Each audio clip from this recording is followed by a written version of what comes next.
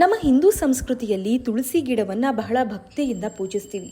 ಶುಭ ಅಶುಭ ಕಾರ್ಯಗಳಲ್ಲಿ ತುಳಸಿ ಎಲೆಗೆ ವಿಶೇಷವಾದಂಥ ಸ್ಥಾನವಿದೆ. ಇನ್ನು ಈ ತುಳಸಿ ಅಂತಂದರೆ ತುಲನ ನಸ್ತಿ, ಅಂದರೆ ಗುಣದಲ್ಲಿ ತುಲನೆ ಮಾಡಲಿಕ್ಕೆ ಸಾಧ್ಯವೇ ಆಗದಿರುವಂಥ ಗಿಡ ಅಂತ. ಇನ್ನು ಈ ತುಳಸಿ ಹಬ್ಬವನ್ನು ಯಾಕೆ ಮಾಡ್ತೀವಿ, ಇದರ ಹಿನ್ನೆಲೆ ಏನು ಅಂತಂದರೆ, ಪುರಾಣಗಳ ಪ್ರಕಾರ ತುಳಸಿ ಜಲಂಧರ ಎಂಬ ರಾಕ್ಷಸನ ಪತ್ನಿ. ವೃಂದ ಅನ್ನೋದು ಆಕೆಯ ಇನ್ನೊಂದು ಹೆಸರು. ಲೋಕಕಂಟಕನಾಗಿದ್ರೂ ಜಲಂಧರ ಪತ್ನಿಯ ಪುಣ್ಯ ಫಲದಿಂದಾಗಿ ಯಾರಿಂದಲೂ ತನ್ನನ್ನು ಸೋಲಿಸಲಿಕ್ಕೆ ಆಗದಂತ ಶಕ್ತಿ ಪಡೆದಿರ್ತಾನೆ. ಹೀಗಿರುವಾಗ ಜಲಂಧರನ ಉಪಟಳ ತಾಳಲಾರದೆ ದೇವತೆಗಳೆಲ್ಲ ವಿಷ್ಣುವಿನ ಮೊರೆ ಹೋಗ್ತಾರೆ. ಜಲಂಧರನ ವೇಷದಲ್ಲಿ ಬಂದು ವಿಷ್ಣು ವೃಂದಾಳೊಂದಿಗೆ ಸರಸವಾಡ್ತಾನೆ. ಅದರಿಂದ ಆಕೆಯ ಪಾತಿವೃತ್ಯ ನಾಶವಾಗಿ ಜಲಂಧರ ಯುದ್ಧದಲ್ಲಿ ಸಾಯ್ತಾನೆ.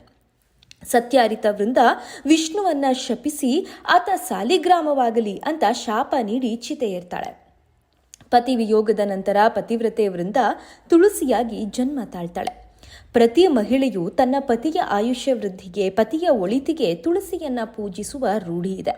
ಕಾರ್ತಿಕ ಮಾಸದಲ್ಲಿ ನೆಲ್ಲಿ ಗಿಡದಲ್ಲಿ ವಿಷ್ಣು ಇರ್ತಾನೆ ಅನ್ನೋ ನಂಬಿಕೆ ಇರೋದ್ರಿಂದ ಉತ್ಥಾನ ದ್ವಾದಶಿಯಂದು ವಿಷ್ಣುವಿನೊಂದಿಗೆ ತುಳಸಿಯ ವಿವಾಹ ಮಹೋತ್ಸವ ನಡೆಯುತ್ತೆ.